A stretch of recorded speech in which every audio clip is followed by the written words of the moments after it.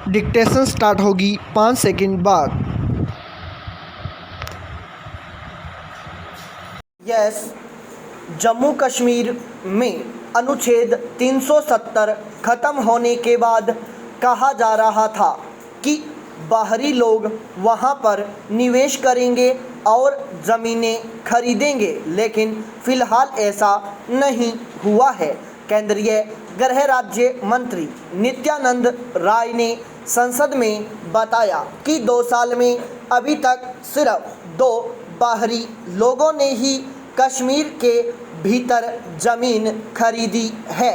हालांकि उन्होंने यह भी कहा कि अब ज़मीन खरीदने के लिए लंबी चौड़ी प्रक्रियाओं का सामना नहीं करना पड़ रहा है, बल्कि प्रक्रिया को आसान बनाया गया है। सवाल यही है कि ज़मीन खरीद की प्रक्रिया आसान हो गई है तो लोग अभी घाटी की तरफ क्यों आकर्षित नहीं हो रहे हैं? क्या लोगों के मन में अभी भी कश्मीर में अनिश्चितताओं को लेकर कोई आशंका है? ये ऐसे सवाल हैं जिनके हल खोजे जाने की आवश्यकता है।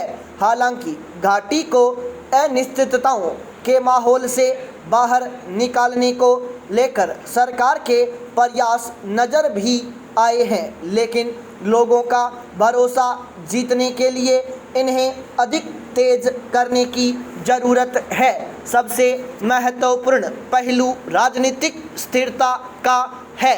जम्मू और कश्मीर के साथ केंद्र शासित लद्दाख भी राजनीतिक तौर पर मजबूत होना चाहता है। यह तथ्य पंचायती राज संस्थाओं के चुनाव में भी दिखा है। केंद्र सरकार कई मौक़ों पर भरोसा दे चुकी है कि वहां पर विधानसभा चुनाव होंगे और लोकतांत्रिक सरकार ही सत्ता संभालेगी। उसी प्रक्रिया के तहत घाटी में विधानसभा सीटों का परिसीमन भी शुरू हो गया है, लेकिन जब तक यह प्रक्रिया पूरी नहीं होती है, नई सरकार राज्य में जिम्मेदारी नहीं संभाल लेती है, तब तक बाहरी लोगों का भरोसा मजबूत होने की संभावना कुछ कम है। घाटी में आए दिन हो रही आतंकी घटनाओं ने भी लोगों का भरोसा थोड़ा कमज़ोर किया है। पिछले दिनों सतपाल निश्चल के साथ हुई घटना ने भी लोगों को वापस सोचने पर मजबूर किया। सतपाल को श्रीनगर में निवास प्रमाण पत्र मिलने के बाद उन्होंने दुकान और मकान खरीदने की पात्रता हासिल की थी और इसके विरोध में आतंकियों ने सतपाल को सरेआम गोली मार दी। ऐसे में सबसे बड़ी चुनौती वहां पर मौजूद लोगों के साथ बाहरी लोगों के मन में विश्वास बहाली है। इसके सहारे ही नए कारोबारी और दूसरे लोग जम्मू कश्मीर में प्रवेश करेंगे और वहां पर विकास के सहयोगी बनेंगे। बाहर से लोग जाएंगे तो वे वहां कारोबार को बढ़ाएंगे और स्थानीय लोगों को रोजगार और दूसरी सुविधाएं मुहैया कराने में सहयोगी बनेंगे। ऐसे में सरकार को इन लोगों में तेजी से विश्वास बहाली के प्रयास करने चाहिए। पाई पैरा चेंज। आज अंतर्राष्ट्रीय युवा दिवस है। एक और विश्व महामारी से अब तक जूझ रहा है तो दूसरी ओर इसे जल्द ही जलवायु परिवर्तन से उपजी समस्याओं का सामना करना पड़ सकता है। जलवायु परिवर्तन पर अंतर सरकारी पैनल हाल ही जारी छठी जायजा रिपोर्ट के पहले भाग में चेताया गया है कि अब शायद की गुंजाइश नहीं रह गई है। वास्तविकता यही है कि जलवायु परिवर्तन के खतरों का सामना जल्द ही करना पड़ सकता है। रिपोर्ट में उसी की पुष्टि की गई है जो हम पहले से जानते हैं और अपने इर्द गिर्द देख रहे हैं। लेकिन क्या हम उनकी आहट सुन रहे हैं? क्या इन्हें टालने के लिए हम जरूरी कदम उठा रहे हैं? युवा जलवायु योद्धा ग्रेटा थनबर्ग और उनके समर्थक यही सवाल करते आए हैं। यदि जलवायु परिवर्तन के खतरे सामने आते हैं, जो कि आने ही हैं, तो हमारा भविष्य क्या होगा? दरअसल इस धरा के वारिस युवा हमसे यही सवाल कर रहे हैं कि हम उन्हें कैसी विरासत सौंपेंगे। हम क्या कर रहे हैं? अंतर्राष्ट्रीय युवा दिवस पर उम्मीद है युवाओं के यही सवाल बाकी लोगों को इस बारे में चेताएंगे। माता पिता की कंपनियों के बोर्ड रूम से लेकर मंत्रियों के कार्यालयों तक यह आवाज़ पहुंचेगी। दरअसल अगर हम बच्चों के स्वास्थ्य को प्रगति का पैमाना मानकर चलें तो ही अपनी धरती को बचा सकते हैं।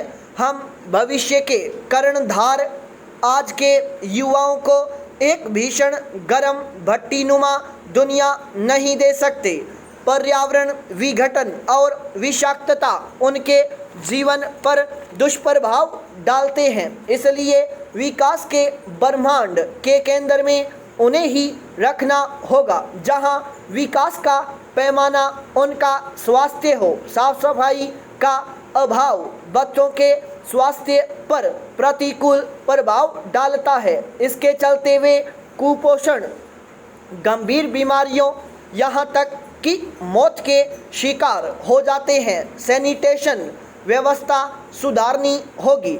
अपशिष्ट निस्तारण और पर्यावरण की दृष्टि से पुनर्चक्रण पर विचार करना होगा। केवल शौचालय की संख्या गिनने से काम नहीं चलेगा। प्रदूषण स्तर डायरिया और मलेरिया के आंकड़ों पर नापें। इसके अलावा घरों में स्वच्छ ऊर्जा और शहरों में स्वच्छ हवा की बड़ी समस्या है, जो मुख्यतः बच्चों में बीमारियों का कारण है। इसलिए बच्चों के स्वास्थ्य के पैमाने पर ही स्वच्छ हवा और स्वच्छ ऊर्जा के विकास को मापना ठीक रहेगा। इसके अलावा निस्संदेह अच्छी और सार्थक शिक्षा जीवन बदल सकती है। ऐसे प्रमाण मौजूद हैं कि एक बालिका को शिक्षित करने से किसी देश की प्रजनन दर और जनसंख्या ग्राफ में बदलाव आने की शुरुआत होती है। शिक्षा से ही उपभोक्ता अधिक जागरूक होते हैं। अगली पीढ़ी अगर ऐसी ही जीवन शैली जारी रखे तो धरती को बचाने की उम्मीद नहीं की जा सकती। यह भी स्पष्ट है कि आजीविका महत्वपूर्ण है। मशीनीकरण के दौर में रोजगार की कमी से युवाओं में असुरक्षा की भावना है। ऐसे कौन से कौशल हैं जो संसार को नया स्वरूप दें, जो जलवायु परिवर्तन संकट का कारण न बने? क्या हमने ग्रीन इकोनॉमी के लिए रोजगार गढ़े हैं? इस सवाल का जवाब न केवल भविष्य निर्माण में सहायक होगा बल्कि वर्तमान को भी दुरुस्त कर देगा। इस तरह हम इस ग्रह के स्वास्थ्य को हमारे युवाओं के स्वास्थ्य और कल्याण के लिहाज से माप सकेंगे। उम्मीद है हम ग्रेटा और उसके जैसे अन्य युवाओं को भरोसा दिला सकेंगे कि हम नया भविष्य गढ़ने की ओर प्रयासरत हैं। कल से नहीं, आज से ही पाई बड़ा चेंज। युवा शब्द सुनते ही मन में एक ऐसी सक्रिय नवोन्मेषी और गतिशील पीढ़ी की छवि उभरती है जिसमें प्रेरणा, स्फूर्ति, ऊर्जा और कुछ करने की लगन होती है। देश के आर्थिक, सांस्कृतिक और राजनीतिक जीवन में उसकी महत्वपूर्ण भूमिका होती है। स्टॉप।